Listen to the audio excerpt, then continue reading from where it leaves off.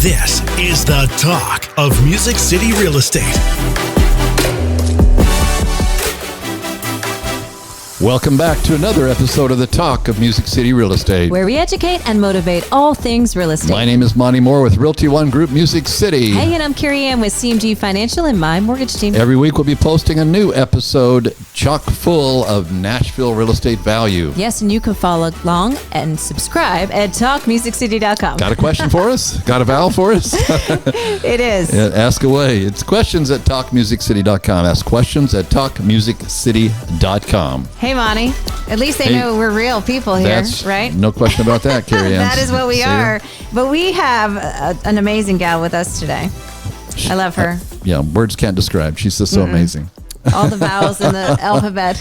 Oh my gosh, y'all. Olivia Shaffer. Actually, talk about vowels. It starts. Your name starts with a vowel. It does. Olivia. Olivia, we're welcome. so grateful to have your smile here today. Oh, thanks, guys. I mean, you're really known. You're getting to be really well known for that smile. It just brightens up a day for sure. Yes, this gal has taught me so much over the last so many months. I feel like it's maybe been 6 months. Yeah, probably. Our time's flying, so it could be a year. But we've been able to do a lot together, and I've learned a lot from you. So we're excited to talk more about all things social media. You know, when I was about your age in the business, probably maybe a little older, but anyway, the point is, back then, all you had to do was borrow a listing to get started in real estate. Yes. You borrow a listing from someone in the office. Mm-hmm. You go to the local real estate magazine people. They had a middle page to that magazine. And ideally, if you could really sweet talk them, take them to lunch or something, and put that listing in that middle page especially, or you could do, inside cover, whatever. And then the phone rang, because that was where the resource was. Because at that time, our MLS book is what we had, was this big old thick book. And anyhow, the point is, it's gotten so much more complicated. Oh, and when I started, we would go to the gas station and the grocery store, right? Mm-hmm. And I would pull all of those little paper magazine flyers out. Yeah. And that's how I realized who was in the industry. We've come a long way. We've come a long ways, baby. Yeah, a long way. And now Olivia is like opening the windows and the doors, the minds of people to help them understand how to really get their smile out there, their name out there, their authority out there, and their branding, and their branding, and to start collecting. What'd you say? You posted something at noon today, and you've already got 3,000. Yeah, me and the luxury girls, we got together and did a fun photo shoot yesterday, and so I was like, well, while we're all together, let's do a really fun reel with all of us. So I said, there's this trend going around from the Super Bowl of Kendrick Lamar dancing, and I was like, let's kind of turn this and do it real estate related. Yeah. So I said, let's do the viral dance that everybody's doing, but we're going to put a spin of real estate on it. And so we posted it, and we put the energy we have when we walk into a listing appointment. And I posted it at 1:00, and it's almost at 3,000 views already. So lots of engagement already on it, which is great. Totally. And that is the secret to the whole thing, right? That's is. The secret sauce is engagement. Engagement. Right now, Instagram is really, really pushing, or any social medias in general. They're pushing engagement. They want to see how many times people are sharing it. They want to see how many people are saving it for maybe recreating it later, how many people are commenting on it. When you get a lot of engagement, that's showing the algorithms on any platform that this is desirable content, and we're going to continue to show this to as many people as possible. And that's how you get lots of views or lots of engagement.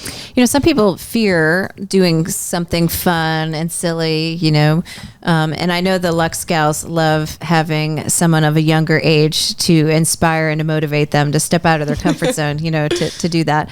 But, showing a little bit of your fun side, right, I do think is important, right? And when you welcome everybody into your world, whether you're on this social channel or that social channel, we talked on a different podcast about branding, and, with the group that you're part of, it's a step up on the sense of you choose to have all your branding to look and feel, very luxury, whether you're helping a first time home buyer or, somebody that is, purchasing $2 million plus, right? Exactly. Everything is just that look and feel across the board. If you were to go visit your Instagram, I can see that, right? Yep. Mine's a little disheveled. It's a little all over the board. I'm learning from the younger generation, on that aspect. Do you find that one social channel, offers more press or more, connections than another? Not necessarily. I think you just have to focus on the social channel that you resonate with the most. So for me, it's Instagram.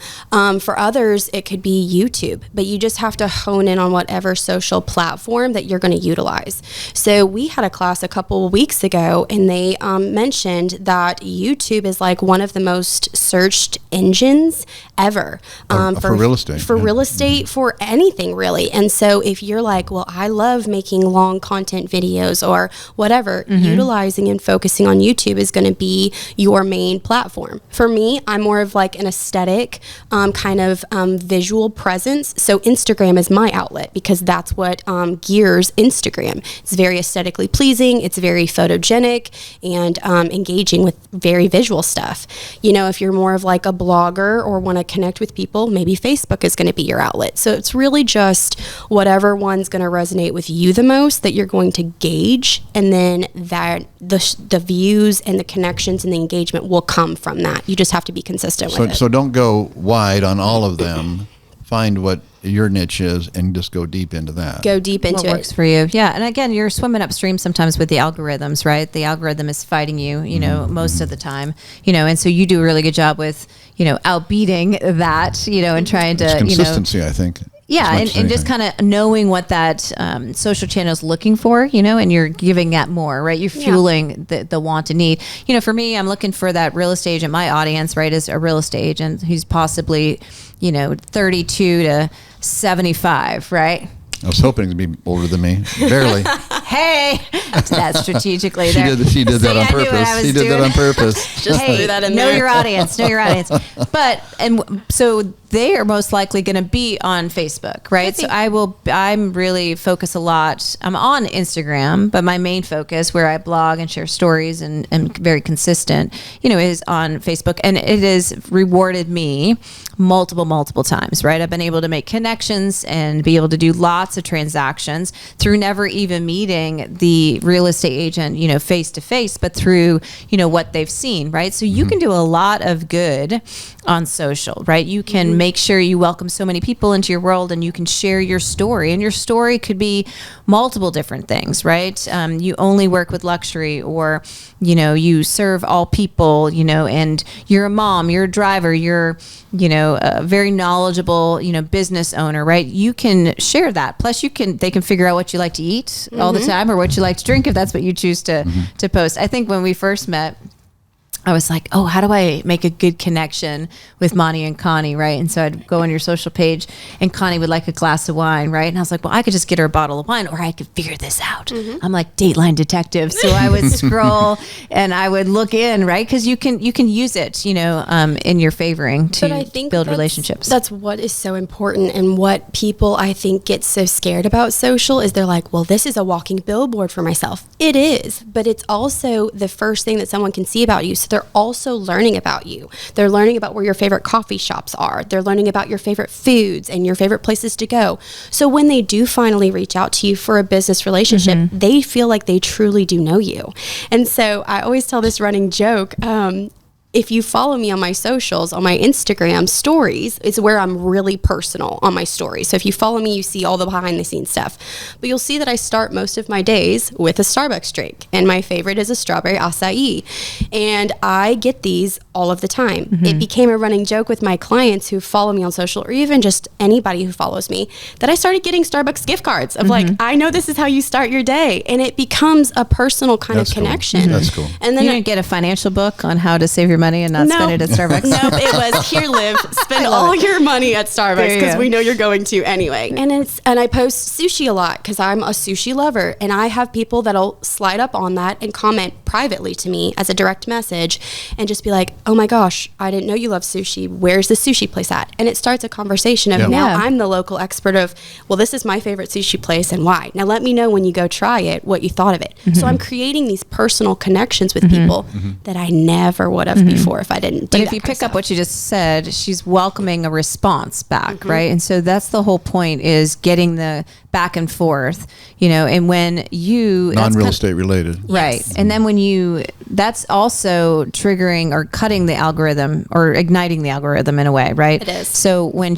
you comment to her, and if she doesn't comment back, it kind of dies, right? But her back and forth, it's telling the algorithm that you guys are actually connected, and that you're going to see, or that individual is going to see more of your stuff, right? Yeah. And so that's another little strategy, there. Even happy birthdays. I love a good birthday post, and it was really important for me to respond to every single person, or at least heart and respond. But one thing I've learned is, messaging that person a nice birthday message, because they'll most likely respond. And when they do, the algorithm, lifts all of that up versus just being on the timeline. So that's another little tidbit that you can, snag there. But I love what you're saying. Instagram may be your place. Facebook may be your place. You could have very evergreen posts on YouTube that while we're sleeping are working, right, in your favor. I've got one originator who's done only 20 videos over the course of so many years, and he gets more leads that are coming in, and it's finally working because of the engagement on those videos that he did so long ago. So that works too. Yeah, and it's so important too to hone in on one social platform that you love, but don't forget about the others. You can reutilize the content that you're posting and posting on these other platforms, so that when people are looking up your name or doing anything, they're like, oh, well, this is their primary, but I didn't know they had a video on YouTube. Or you may get an interested party from YouTube that never would have found you on Instagram unless they saw your YouTube video and seen the connection. Yeah. So or they met you once and they're like, that Olivia, or that Carey Ann, or that Monty. I just really didn't connect, right? But now I'm on social and I get to see a whole new world. I didn't know you were a granddad to all of these amazing grandkids, and look at you fishing with them, or, me being a mom, and you see a different side, and then they fall in love with you from a different aspect, of who you are, right? And so one thing on that topic, Carey Ann, which you've always amazed me, is I don't know, maybe all women do, I don't think they do, but you're so real that you even allow pictures of you getting your hair done or whatever, and I think she is authentic. I think that authenticity. Well, hopefully we all know this is not real. Well, my point is I think that extends someone's confidence in you being a genuine human being who's going to care about their financial needs on a loan. I think it translates to that point. Yeah, and so for me too, being real. I have two clients. So the referral partner, right, the real estate agent, and then the consumer. So you'll find that I'm a little more me around you and a little more professional around, the consumer. Yeah, the consumer doesn't care. I'm talking about people that are in our industry. Yeah. Because I think when you know that I'm a real person, right, I have my good days and my bad days. I'm very knowledgeable, in my skill set. I'm also a mom. I'm very driven, you can inspire another, I think you're an amazing mom, just for the record, well, thank you. with what you do, and you're always taking Aubrey someplace and doing something with her, and Love she's it. got such a great smile as well, and you should be probably a professional tennis player yourself by now, I would think. Oh, yeah. Well, she tried to play me the other day, and she's like, my mom's blind. I got her. She knew which one to hit. So it was kind of fun. She's like, Mama, you need to practice a little bit more. I was like, it'll come back to me if I can figure this perception, game out. But video is something that we understand to be one that connects with a lot of people. Video, like you said, can be short or long term, long form. I think they use that, right? And so the TikTokers, are you a TikToker? I am. Monty, are you a TikToker? You could hold a gun to my head. I couldn't know how to do a TikTok. Come on, Monty. Let's get you on a TikTok trend dance. Yeah. I think I that thought would TikTok get was millions. banned. I thought that was banned. Oh, no, it's back, baby. Oh. We're Yeah. back in action. Well, Okay. we'll see if we're back full time. I think he has, or whoever owns it has to do something within a period of time. Yeah. I was Maybe Elon will buy it. Maybe. I was less concerned about the TikTok and more concerned about the video editing software called CapCut that I've learned so much through Miss Olivia on. And who knew, some of us fear creating videos because of the editing, and this younger generation, not to say that we're not as talented. You don't have to put me in that group. We've got decades apart here. We're still in the same group. Anybody over 40, I'm just saying we're in that group. But it was like, oh, I need an editor, right? Or I can't do it. And, you know, one thing is find somebody that it just comes natural to them, you know, and some of the, like my little kid knew CapCut. My daughter knew it before I did, right? I mean, they know they're making magic happen, right? And so she taught me just a few little tidbits that allowed it to make it so natural and so easy to create a video. And then when it becomes easier, it's something that you'll start to do more, right? And post more. And then some people are like, oh, I don't want to show my face, right? And you were the first to show us that you don't have to be, you know, the facial person. It could be looking at a refrigerator or a new kitchen, or one of your viral moves was you walking into a closet, I think, or a pantry. That was my very first viral video, and I think I was in that the very beginning, and then I smiled at the end, but it was just going into a walk-in pantry, and it went viral. Why would a pantry go viral? Because it was a pantry. It was an epic like hidden pantry. Like this thing had all the bells and whistles. And then I ended up about a year and a half later posted another hidden pantry, and that thing got I think right at 3 million views. So I mean, you don't have to show, people just love unique things. I got another one that I did that went epically viral. It got 6.5 million views. You're kidding. And it was a hidden storm shelter. Monty, she's famous. Monty, didn't you know this? No, I'm just kidding. It got 6.5 million views, and it was a hidden storm shelter in a floor of a closet. And all I did, I was not dressed to the nines. I was in a t-shirt and like tennis shoes, and I was not done up. And I was like, I can't believe that out of all the videos, this is the one that goes viral. And it was just unique. People are like, I can't believe this is a storm shelter. I never would have thought about this. And it went crazy. So it doesn't have to be an elaborate production. Wow, that's really interesting. It doesn't. And a lot of people think that. They're like, I have to be perfectly put together. My hair and makeup has to be great, or my outfit has to be perfect, and I have to have all the bells and whistles. You don't. People just like unique things, or you find your niche of whatever you're wanting to kind of show about your business. That's what you utilize and you kind of hone in on. And but no, it doesn't have to be elaborate, and you don't have to be on camera. I will always encourage people to be on camera because, again, it makes you human and it makes you more personal, and people then want to work with you because they feel like they know you. And so if you can muster up the confidence, it's not easy. I get tongue-tied all the time on camera, but people love authenticity. They really do. And so if you can be that, people are going to just immediately just fall in love. I got a feeling that somebody that you meet or that, you know, says, hey, tell me about real estate, they've got to be a little tighter with you than getting a cold Up City lead or something like that. I got to believe that's probably a little bit of a benefit, isn't it? Oh yeah, I mean, of course. I feel like if someone sees, because they already feel like they know you. They feel like they know you because they feel like they can trust you. Yes, of course. I was at Opryland Soundwaves yesterday, or the day before, I can't remember, for Aubrey's birthday, and a gal came up to me.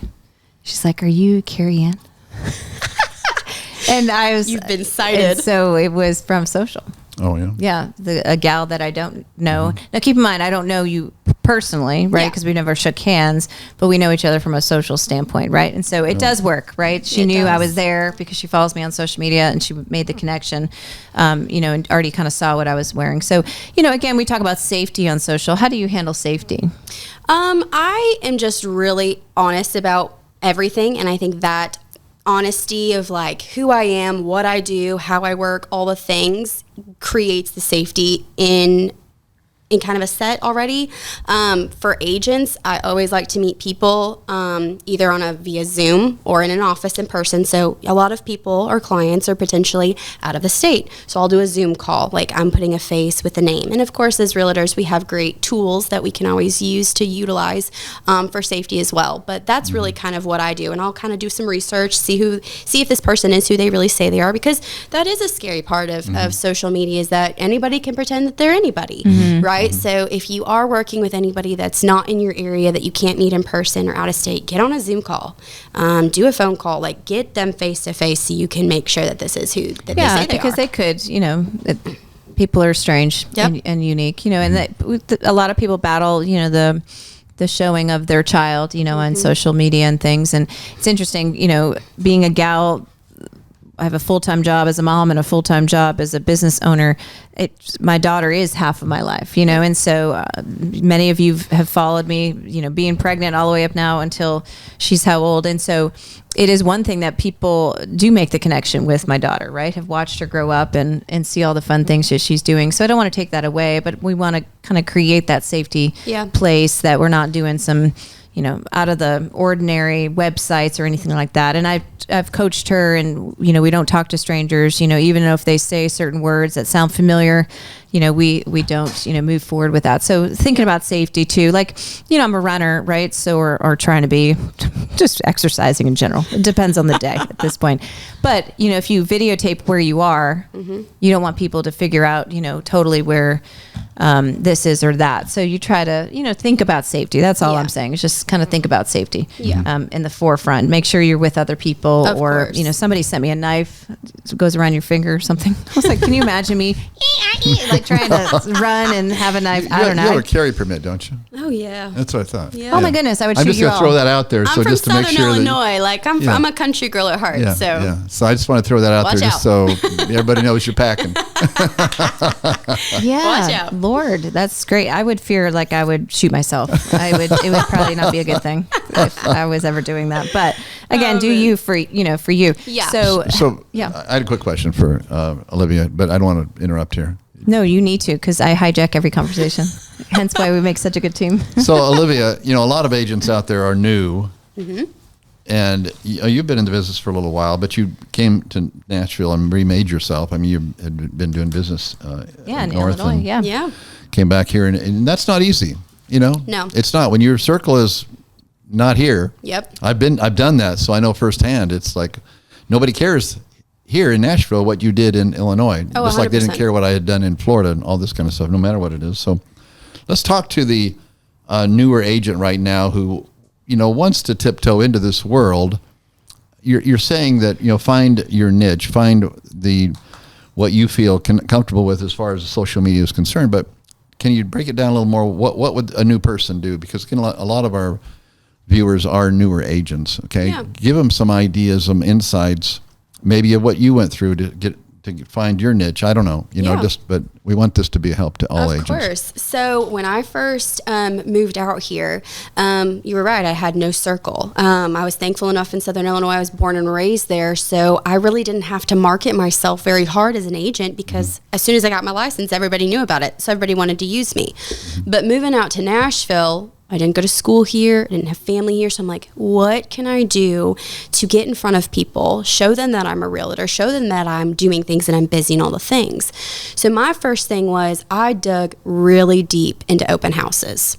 It was the best thing for my business. One, it gave me opportunities to get content for my social medias. So I could blast out there like, this is what I'm doing. Here's the community that I'm in. And it would create a communication line like what we talked about earlier.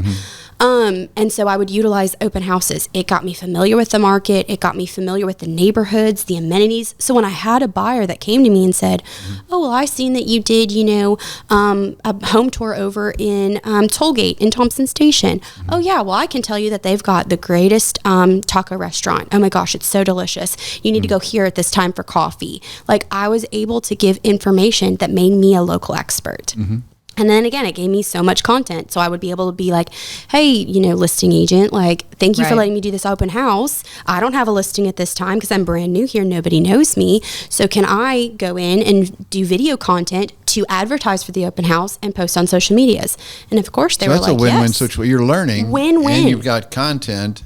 Win-win. You're building, that's authority. And in that, it helped me realize kind of where my passion was of the kind of level of services that I wanted to offer my clients or the level of properties that I wanted to tour and things like that. Like, honestly, through that, I help anybody and everybody. Like, I will sell multi-million and I will go show raw land. And I did that actually in the same exact day one time. That was fun.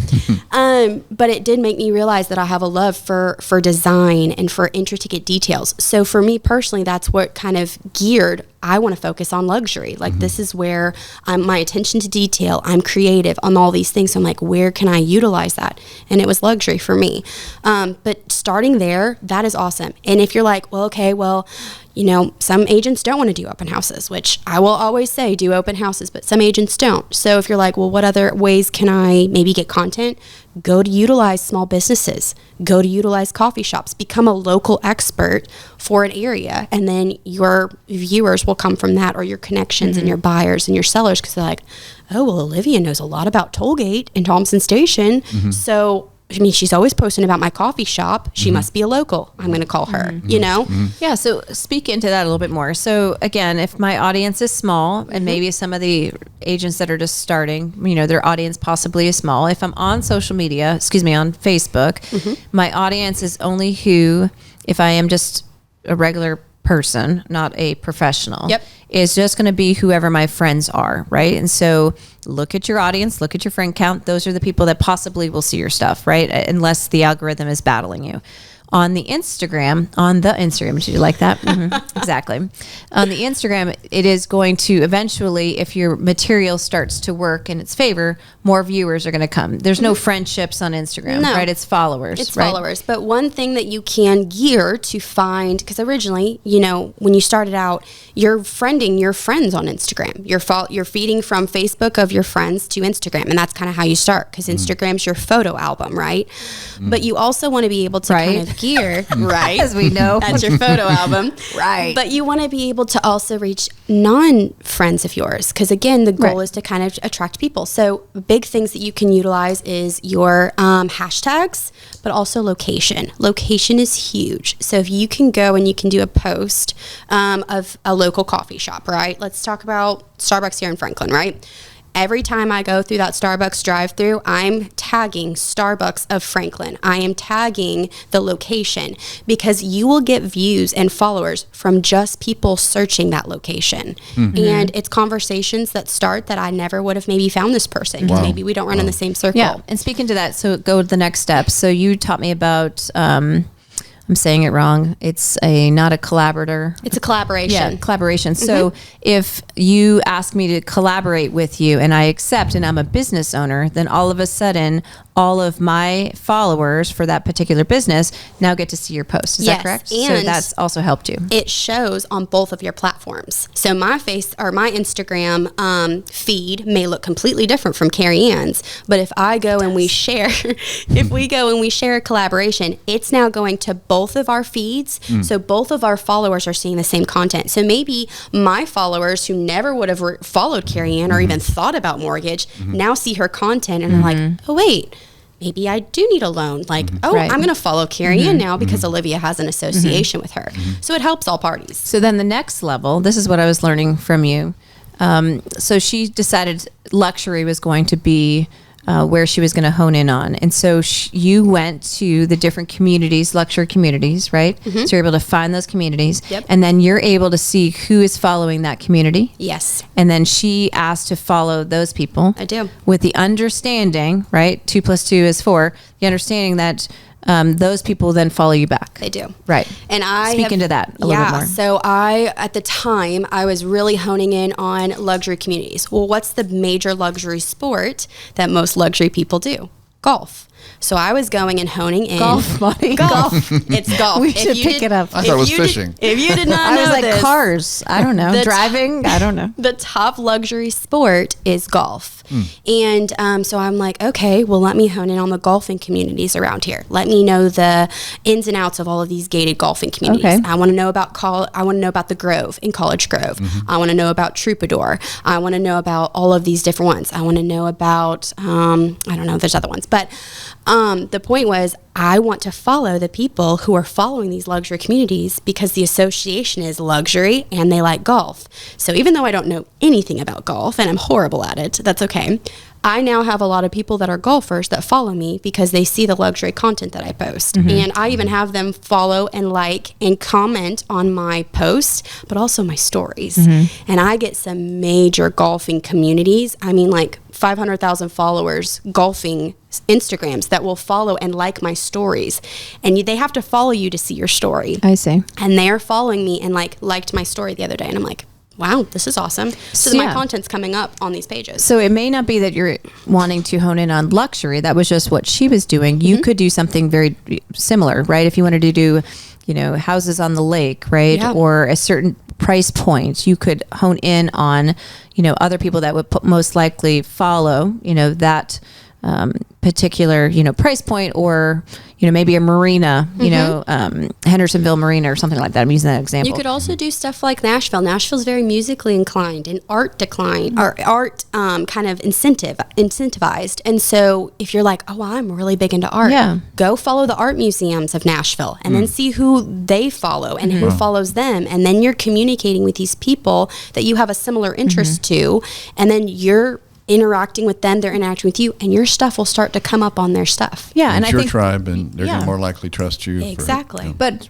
I would think you would want to have your timeline, or whatever they call it, to be into that type of business you're looking to sell, right? So if people were like, who's this Olivia girl, and you had nothing luxury related, right? Most likely I'd be like, oh, it's a fake person, and I wouldn't even follow you back. So if they search, the look, the feel, everything, jives with me, she's probably one of my people, right? And they'll follow you. Exactly. So very similar, if you just kind of think through that, piece as well. So that's good information. Olivia, you're amazing. She is. I love the fact, and we need to wrap this up here, but I love the fact that you came to a new town and you reinvented yourself, but you've been very intentional about this. You've actually almost like it's almost like godlike, where you've spoken it into existence. That's one of the things I love Manifested. about you. Oh, thank you. Absolutely you're manifesting your reality by your intentionality and your faith, and I'm just so proud of you. Thank you. Yeah. So proud of you. And I'm grateful for our friendship and you being able to share more, because we can learn so much from others just by asking, and surrounding and showing up. We talked about just showing up, right? Last one, just showing up and being present. And that's what you've done, and have made a difference, in your business. So congratulations to you. Next time you decide to do another class, we need to make sure we shout that from the housetops. Yes, okay? It'll be fun. You don't want to miss her classes. They're very, very we'll have to come up with one soon. I know, we need to do that. Get one on the books. All right. Well, thank you everybody for joining us. Thank you again, Olivia. You've been listening to The Talk of Music City Real Estate.